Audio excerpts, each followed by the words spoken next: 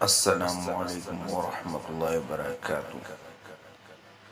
Educational seekers Miller میں خوش آمدید۔ کیا آپ کو معلوم ہے قرآن مجید میں یوم بدر کو یوم فرقان کہا گیا ہے؟ فتح مبین صلح حدیبیہ کو کہا جاتا ہے۔ ابو العرب حضرت اسماعیل علیہ السلام کو کہا جاتا ہے۔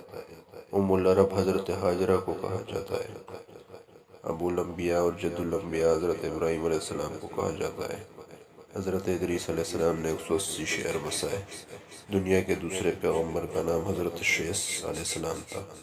ابو البشر حضرت آدم علیہ السلام کو کہا جاتا ہے۔ قابیل نے حابیل کو قتل کیا تھا، دونوں آدم کے بیٹے تھے، یہ دنیا میں پہلا قتل تھا۔ قرآن پاک میں 26 انبیاء کا ذکر ہے۔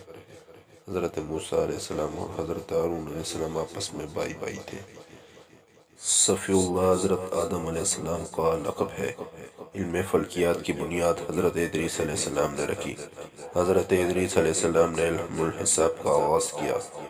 ہجرت مدینہ کے دوران حضرت محمد صلی اللہ علیہ وسلم قصوہ نمی اونٹنی پر سفر کیا۔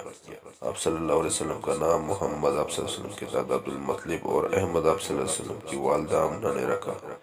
میثاق مدینہ کو دنیا کا پہلا تحریری آئین کہا جاتا ہے۔ صلاۃ و وتر میں دعائے قنوت پڑھی جاتی ہے۔ نماز کسوف سورج گرہن کے وقت پڑھی جاتی ہے۔ نماز خسوف چاند گرہن کے وقت پڑھی جاتی ہے۔ فلسطین کی سرزمین نبیوں کی سرزمین کہلاتی ہے۔ غزوہ خندق میں خندق کھودنے کا مشورہ حضرت سلمان فارسی رضی اللہ تعالیٰ عنہ نے دیا۔ جنت کے داروغہ فرشتے کا نام رضوان، جبکہ دوزخ کے داروغہ کا نام مالک ہے۔